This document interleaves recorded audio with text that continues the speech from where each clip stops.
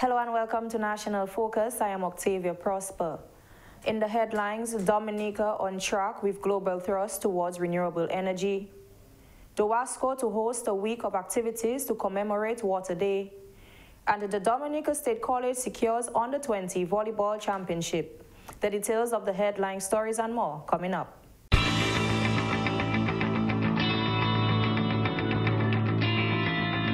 I love the freedom when I'm out there.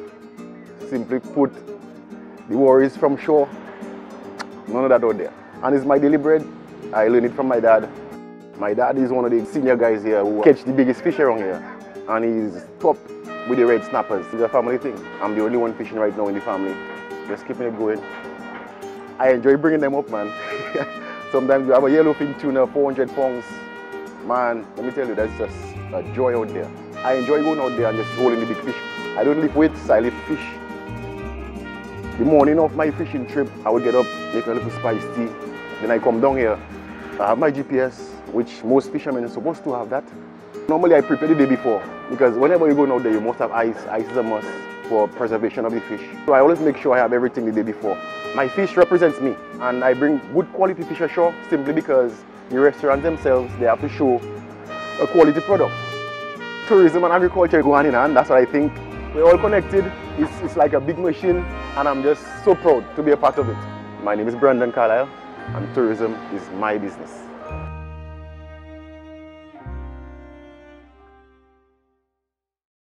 Welcome back. Minister for Foreign Affairs, International Business, Trade and Energy, Honorable Dr. Vince Henderson, says Dominica is on track with the global thrust towards clean energy transition. In his statement marking World Consumer Rights Day on March 15, 2023, the minister said Dominica had invested the necessary finances in this venture. The Ministry of Foreign Affairs, International Business, Trade and Energy collaborated with Consumer International and the rest of the global consuming public to celebrate World Consumer Rights Day. This government, in an effort to ensure that its energy policy can influence Dominica's internal policies, has purchased the majority shares in the company. Since then, the generation of hydroelectricity by our main electricity provider has expanded, increasing the hydro output of the company, and in so doing, reducing the dependence on fossil fuel for electricity generation.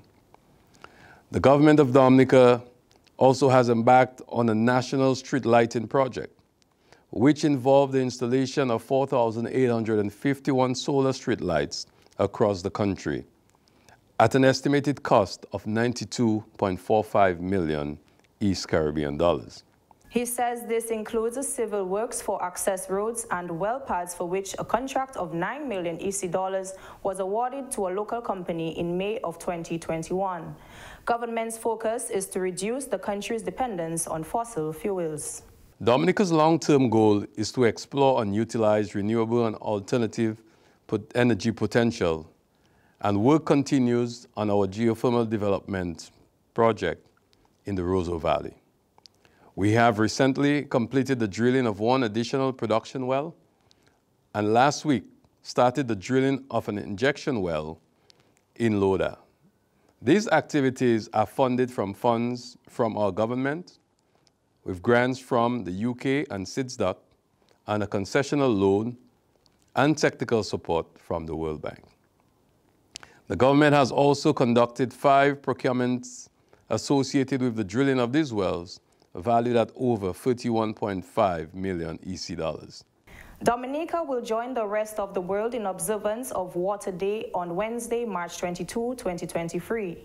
This year, the focus of the UN observance is on accelerating change to solve the water and sanitation crisis.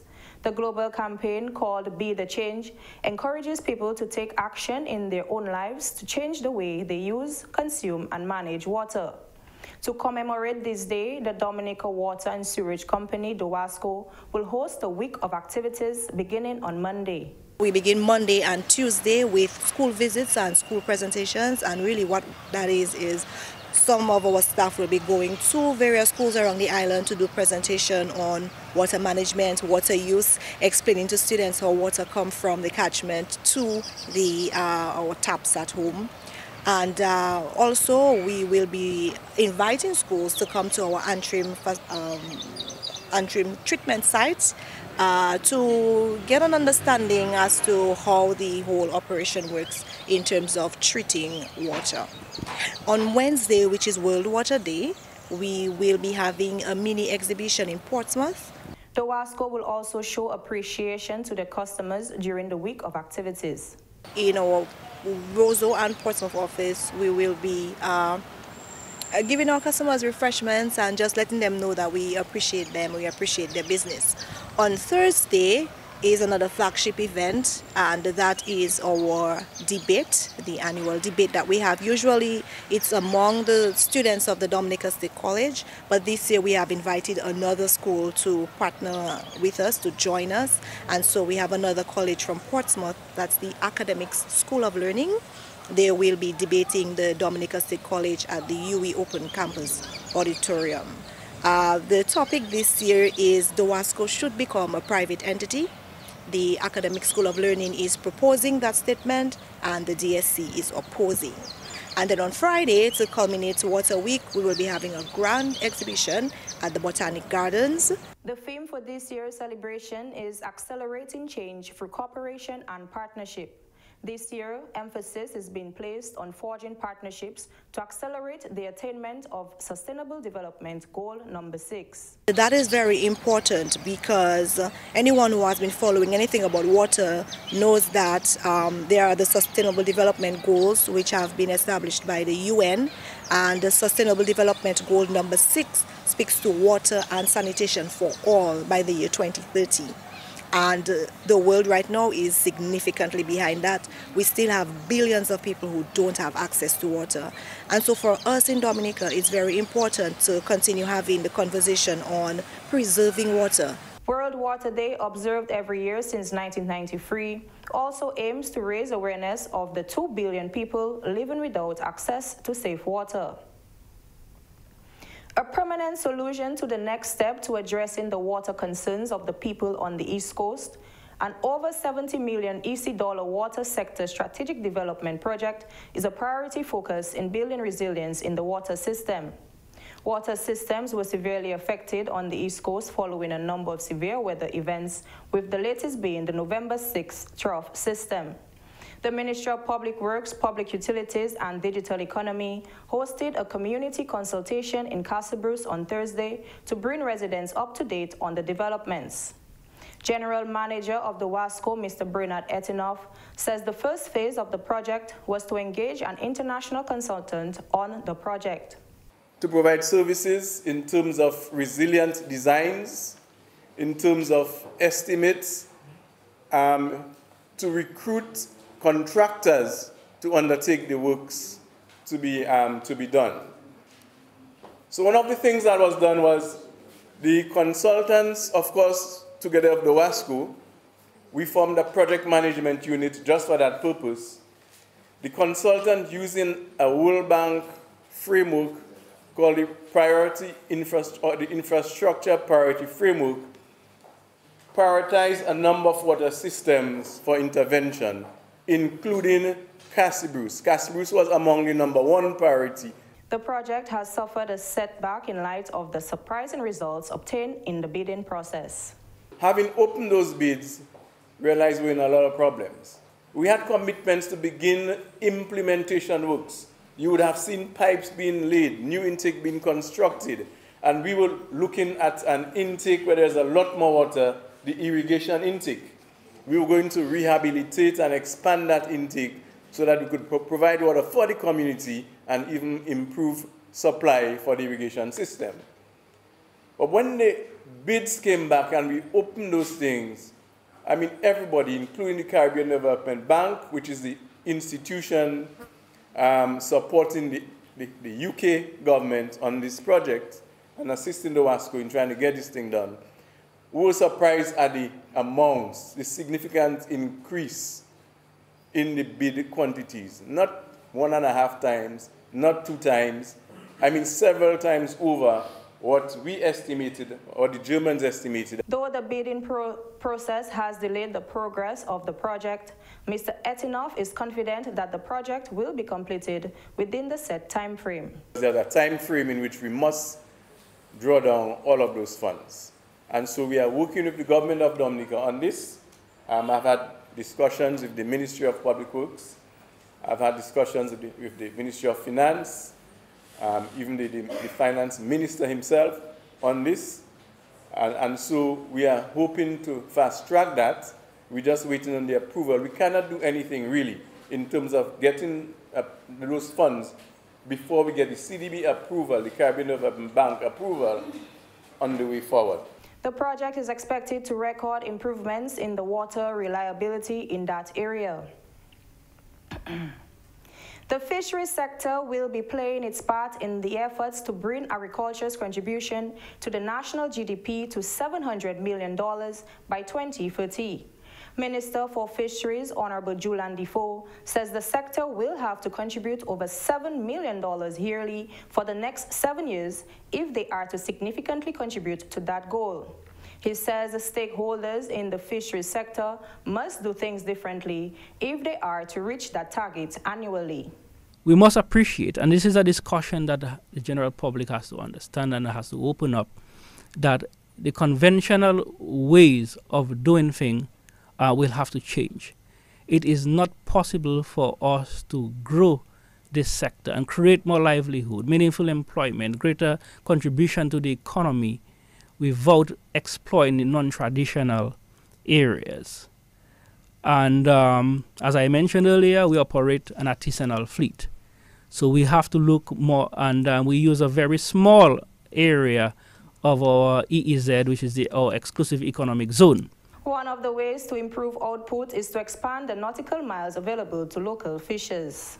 Our exclusive economic zone is 200 nautical miles east and west, although, I mean, because of boundary issues, we really do not have all on the west, but it is still significant.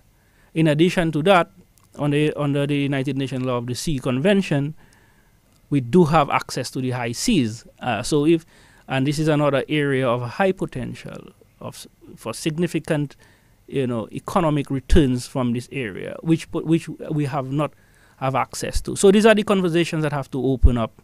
As I told you, our fishers feel just about average or no more than 40 nautical miles. And I told you we have 200. So you can see this vast ocean which is unexplored, which is not being fished. Partnerships with other countries and entities are another avenue that can be explored to increase output in the sector. It gives us the authority or the power, the minister responsible for fish, to enter into access agreements with foreign countries or even entities in foreign countries in terms of fisheries exploitation. And so these are areas that, as I said, even if we have in law, but we have not explored. As you know, we do not have any vessels on island that goes out to sea for more than a day. And there are many reasons for that. This could take an entire discussion of its own as to the reasons, but we can also look at the partners and partnerships. So it does not necessarily have to be, indigenously owned. We can look at partnerships and other areas. Destination Dominica continues to make its mark as a premium travel destination, as it was listed for the third time as one of the top places to visit. This as Times published an article on Thursday, March 16, naming Dominica as one of the world's greatest places to travel in 2023.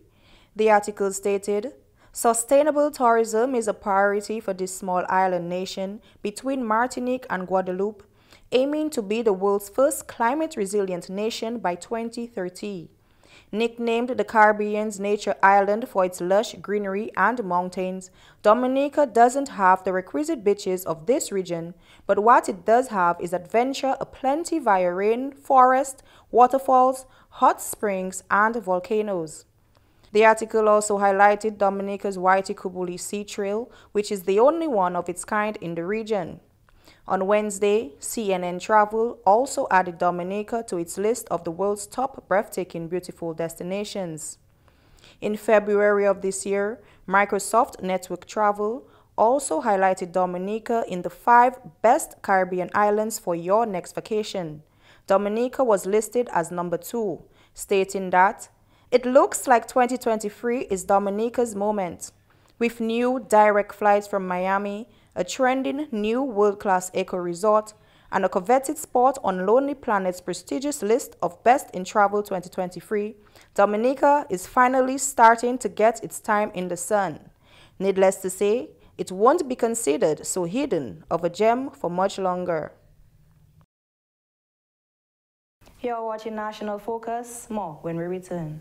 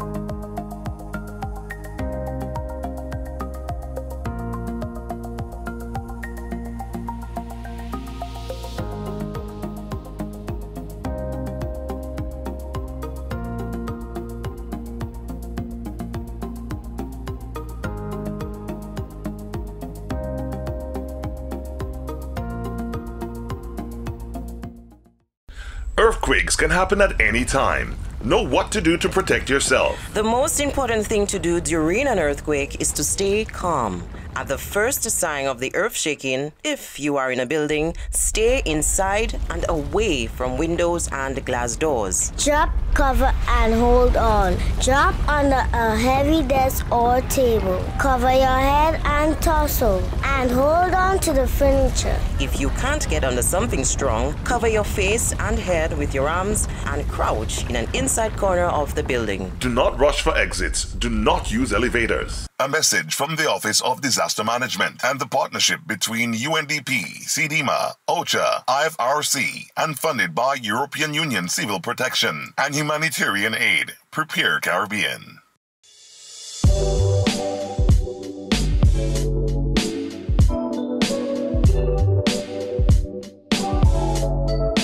Welcome back. The government of Dominica has nominated Dr. Cleopatra Dombia Henry, president of the World Maritime University, as a candidate for the position of Secretary General of the International Maritime Organization, IMO. Dr. Dombia, born in the village of Maho, comes with vast knowledge, expertise, and experience in senior management roles of international organizations, including the International Maritime Organizations, the United Nations, and the International Labour Organization. The International Maritime Organization, with headquarters in London, is the United Nations specialized agency with responsibility for the safety and security of shipping and the prevention of marine and atmospheric pollution by ships. The Minister for Foreign Affairs, International Business, Trade and Energy, the Honorable Dr. Vince Henderson, said the government of Dominica is confident that Dr. Dombia Henry is fully qualified and experienced to serve as Secretary General of the International Maritime Organization. The election will take place in July 2023 during the 129th session of the IMO Council. If successful, Dr. Cleopatra Dombia Henry will join the cadre of Dominicans at the helm of a number of regional and international institutions. Prime Minister Honorable Roosevelt Skerrit has dismissed concerns about the suitability of the construction site of the international airport. He assured Dominicans that an extensive environmental impact assessment, EIA, has been conducted as a critical step in the process. When we decided to look at this international airport, we decided, look, let us invite internationally reputable companies to do the feasibility study on this airport for us and to determine what is the best site. We made it very clear to the international firm that we want you to be as professional come. And we will not interfere in the process politically at all. and this is where we are today. And I want to say to Dominicans, with the presence of the equipment there, it is a clear indication of our seriousness. The company is fully mobilized to advance this project, and we, by God's grace, we will see this project come to a successful completion, and that this will certainly no doubt enhance our economic opportunities in this country. Prime Minister Skerrit listed the companies that were involved in the joint operation. He said the EIA had been successfully completed in February 2022. We commissioned an EIA on January 2021, and that exercise was completed in February 2022. So it took over a year of evaluations and assessments. And that EIA was done jointly by two firms, one locally registered and one internationally registered. Prime Minister Skerrit said government will be deliberate in every aspect of the planning and construction of the international airport to ensure it meets the promised standards. And that assessment was conducted by a local firm, Ocean Caraïbe Consultants, working in association with Applied Technology and Management from the United States of America, and also JFK Engineering of Dominica. The studies were done. There were serious consultations with various stakeholders in the assessment and doing these various studies. So the issue of there is no EIA is certainly false and no doubt malicious. Prime Minister Skerrit said government will be deliberate in every aspect of the planning and construction of the international airport to ensure it meets the promised standards.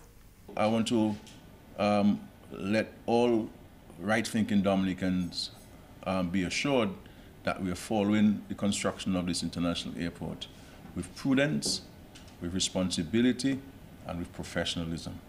The Dominica State College has secured gold medals in the sports divisions under 20 volleyball championships in both the boys and girls division. The games took place on Wednesday, March 15, 2023 at the Windsor Park Sports Stadium forecourt. The DSC girls faced off against the Dominica Grammar School, winning the game in 3 straight sets, 25-18, 25-22, and 25-20. Miss Nyla Edmond was named MVP of the game. Minister for Youth and Sports, Honorable Greta Roberts, congratulated the two teams for making it to the league's finals. This championship started sometime in January, and then we had the 2 finalists, the State College and the Dominica Grammar School. And today we are happy to have witnessed this game, very good match, and the State College won the championships, and I want to congratulate them all. In games like these, everybody ends up a winner, but in the end we have to choose the final, the best one. So congratulations to all the finalists, but congratulations to the coach, the team captain, and of course all the ladies at the Dominica State College who gave us a wonderful match this afternoon. Captain of the Dominica State College girls volleyball team, Ms. Shakira Sorrendo, is excited to have won the championship. She attributed the win to teamwork and great communication during the game. I am very excited that we came out as the winners, since throughout the entire tournament we were working hard to win all our games, and today we just showcased that we were one of the best teams in the league.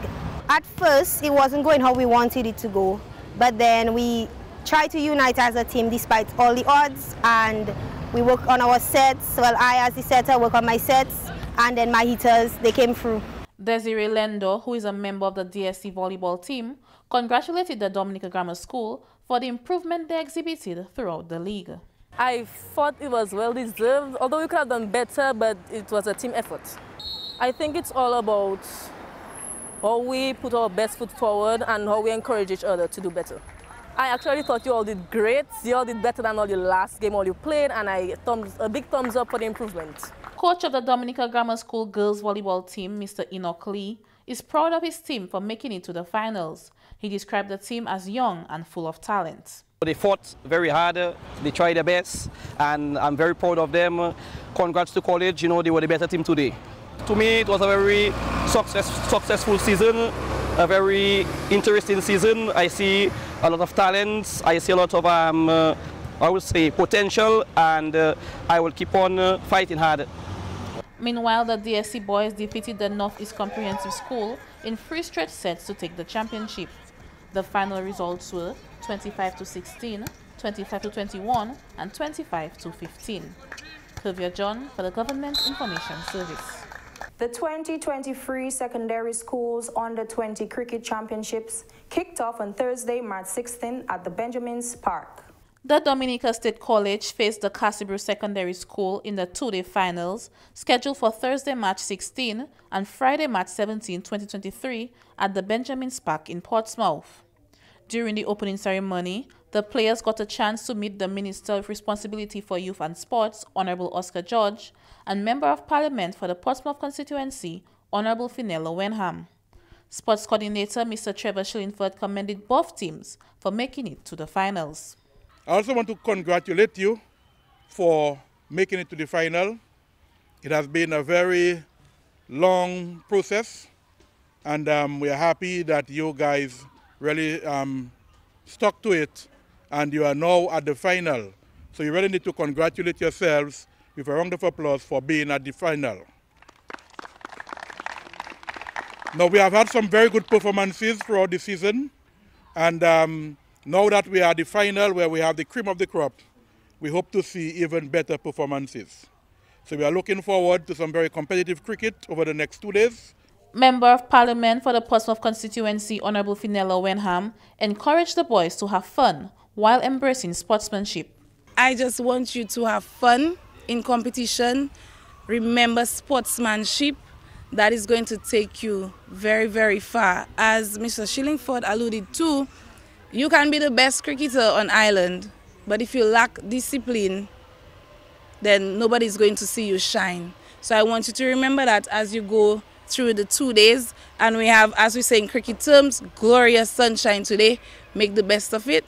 The Sports Minister, Honorable Oscar George, encouraged the young cricketers to take advantage of the opportunities being made available with leagues like these. He urged them to play their best and be disciplined regardless of the results. Discipline is all. You know, you have gotten to the finals. We expect a lot from you. We expect hard cricket. We expect you to put your best foot forward. Obviously, there will be one winner and one loser. At the end of the day, the result doesn't determine how far you get in cricket. The reality is that there's so many opportunities in cricket nowadays. You know, there's local cricket going on, there's the Dream 11, there's CPL, there's franchise cricket. There's a number of opportunities for you to grab. So take this competition very seriously. You never know who's looking at you. You may perform today and you may catch the eye of a selector and you might be selected for the national team. So take your cricket very seriously, respect the other players, and take advantage of all the opportunities that we are providing for you to advance your cricket. The Casibro Secondary School won the toss and chose to field. Sent into bat, the Dominica State College amassed 256 for 7 before declaring. Yakim John Baptist scored 93 runs, while Shakim Thomas scored 40. Bowling for Casibro saw Nayan Frederick picking up 2 wickets for 48, while Asa Burton picked up 2 for 35. With a mammoth first innings score to chase, Casibro scrambled to 23 for 6 before the end of play on day 1. Asa Burton scored 14. Yazi Granu picked up 3 for 9, while Tyrese Libla had 2 wickets for 3 runs. The second and final day began at 10 a.m. on Friday, March 17. Kuvia John for the Government Information Service. And that's all for this edition of National Focus. Be sure to follow GIS Dominica on Facebook, YouTube, and on Twitter. You can also drop us an email at gis@dominica.gov.dm. From all of us here on the GIS News Production team, I am Octavia Prosper. Thanks for watching and stay safe.